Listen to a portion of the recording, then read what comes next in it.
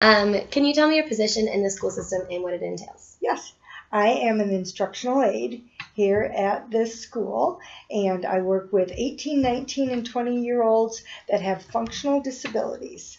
That's meaning a little bit more extreme than adaptive learning disability or emotional disabilities. These students have autism, they have Angelman syndrome, they have Down syndrome in more of a severe case, if you will, and other pervasive development disorders, meaning that they have learning disabilities and overlapping, they call that comorbid, Okay. two or three different situations that have been officially diagnosed by a doctor. Okay. And I'm an aide. I help them with their job skills. Okay. And would you say there's a lot of diversity in your work? You work with a wide range of students? Of skills and abilities. Some are in wheelchairs and are not able to talk, and some are able to walk and not talk, and some are very conversive, almost more talkative than me. That's funny.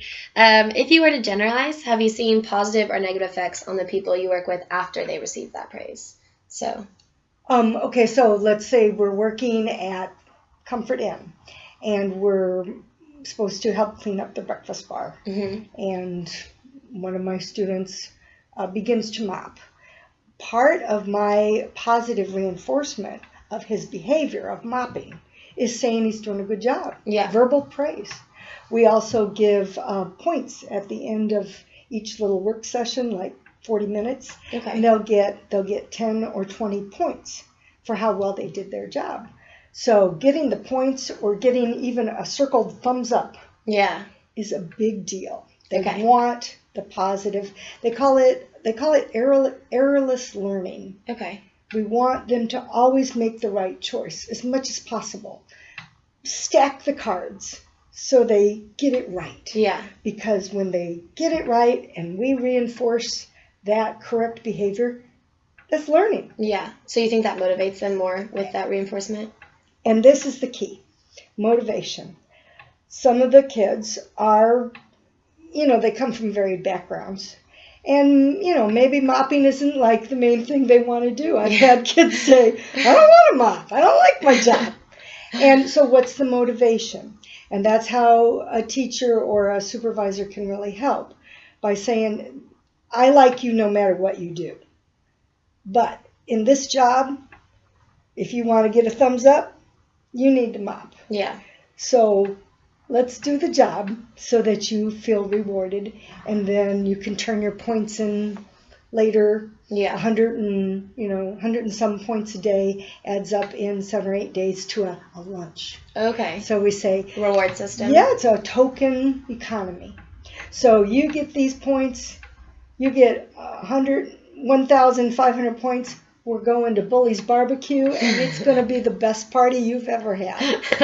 Because they get to order anything they want, and some of these students are boys, through the stomach. Yeah. It's the best. But yeah, sometimes they don't want to mop. So what's the motivation to do a good job, to have pride in your work, to be able to go down a checklist and complete it? Empty praise is not good for some students. Okay. There's all sorts of different levels. Every kid's different. Yeah. And so how often do you see that empty praise? Empty praise with me? Yeah. Well, you and then the general public. Oh, now this is tricky. Empty praise, general public, see, I'm so busy helping them with their jobs. Mm-hmm.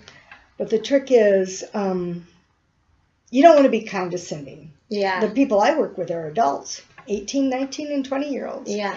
If you give them empty praise and they think of it as empty praise, like you're not praising me for what I'm working on, you're not giving me a thumbs up, Just you're not giving me compliments. praise, you're just putting butter on the bread. Yeah. They might get offended. Now, Okay. I've not had students here in Kentucky be offended, but I have had students in another school in Kansas highly offended. Yeah. He said I was being condescending to him. Wow. He was not used to praise. Yeah. He had a lot of trouble in his background. He was he was a student that had an emotional disorder. Okay. And he was also a drug abuser. And so for me to be nice to him, he didn't want me to notice him. He didn't want me to notice bad. He didn't want me to notice good. Yeah. And that was tricky, because that was hard for me, because yeah. I'm one that automatically gives a lot of praise. Yeah. But we got to a point where I had to teach him poetry. This big burly guy, and I give him this poem one day about flowers. It's like really decent flowers. And I'm like, so okay, you don't like this one. I understand. It's an opinion. Tell me why you don't like it. So then the next day he came in and he wanted to be in the military. And I got him a poem about military. Yeah. He's like, this is really cool. So it's just about learning how to work with every kid. You know, you got to find out what they like, what they're interested in, and what makes them excited, even about poetry. Yeah. But he put up with it, because Yeah. I found his topic. But to begin with, he would say, "You're being too nice to me. I'm not doing anything to you." Yeah. And he didn't get it. And so Yeah. it depends on the kid. There was another kid in Kansas that I had. He, nicest kid you could ever meet. Yeah. But he would not work. He had what was called, we call it learned helplessness.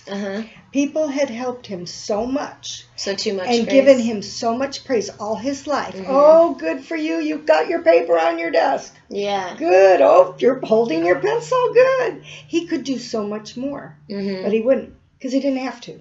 To get the attention. If he just sat back and did near to nothing, he had made it so far, he lost his motivation. Oh, man. Yeah. That was hard, because he was about to go into high school. Do you think that kids with special needs receive more praise than a child without special needs? You do? We are encouraged to give positive feedback, Okay. positive reward. So, yeah, we pile it on. Do you think But that... it's tricky. Different students get more. Yeah, whether they need it. Do you think that, like, when, instead of using negative reinforcement, you always go for the positive side of things? So if something went wrong, you would still come at it in a positive way? People don't quite understand what positive reinforcement is sometimes. Positive reinforcement is giving something. Negative reinforcement is basically taking it away. So let's say I had your hand under a rock. If I took that rock away, that would be negative reinforcement. Okay. So the definition of positive and negative reinforcement needs to be a correct definition. So positive reinforcement, if I was giving you rocks on top of your hand, you wouldn't like that. That pain or abuse. We don't want to do that. Positive reinforcement has better results for special needs students. Okay. They have a whole industry around it now. It's called applied behavior analysis. It's how to set up a student for positive reinforcement and learning when they have autism spectrum disorders. Okay. It's all, you can get certificates in it now. Wow. It's really cool. Yeah, that is cool. So many parents believe that if an adult refers to their special needs child as like a hero or an angel or something like that, it singles out their child. So I've seen that on the web. Yeah, what's your position on that? My Down syndrome angel. Yeah, I have seen that. I've seen that just lately. Do you think that singles out the child because they're calling him an angel when you've been blessed with that child, that's an angel? Or do you think that that's just like a way of someone to recognize it in a polite way? How do you feel? That's a good question, Whitney. Every parent loves their child. Yeah. No matter what they do. My daughter could be an axe murderer. Yeah. I would still love her. Yeah. And I would visit her in jail. Exactly. But I might not like her behavior. Yeah. So I think it's a parent and teachers should reward behavior, love the person, teach correct behaviors. So if a baby is an angel, sure. A super tiny baby, yeah. Yeah. But if a toddler is crazed me. Yeah, Tasmanian I devil. think we need to have a little talk, honey. You are my angel, but you might not be everybody else's angel. That's a good interpretation. I like that. It's tricky because, and then the hero thing, yeah, they've got a lot that they overcome sometimes. Mm-hmm. I Do you think maybe more than a child that just has different? Okay. Different things. But yet you want to give them credit. So the hero thing, I've seen that before. I've seen, oh, what a hero. But they don't think they're a hero. They're just breathing Themselves. and moving and doing what they can each day to make it the best for them. So as they get older, if their abilities are able to see that they can work or have behaviors or achievements, that's fabulous.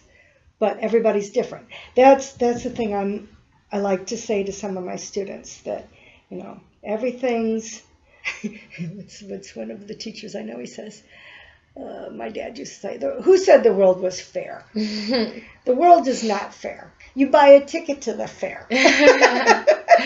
Everything is, the correct way to say it is, when you're in school, things are not equal. Mm-hmm. They're not equal. But we try as teachers to make things fair. Yeah. Because every kid is different. Some kids need more praise. Mm-hmm. Some kids need to work harder. And they need to learn motivation.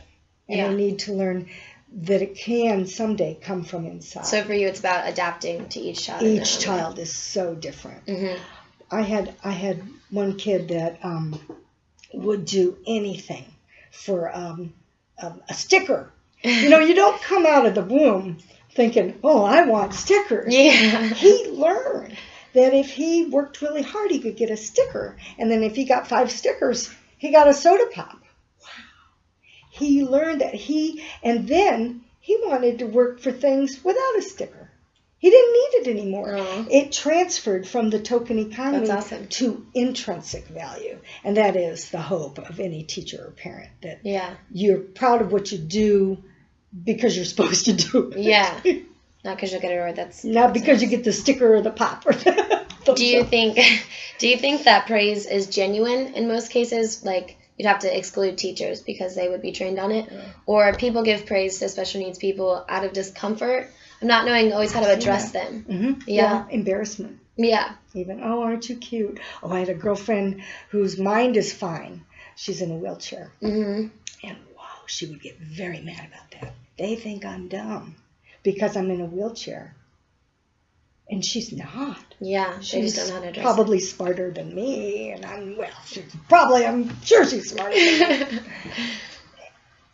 Just because there's a physical disability doesn't mean there's a mental disability, and people don't get that sometimes. So they don't know, they're embarrassed. Mm-hmm.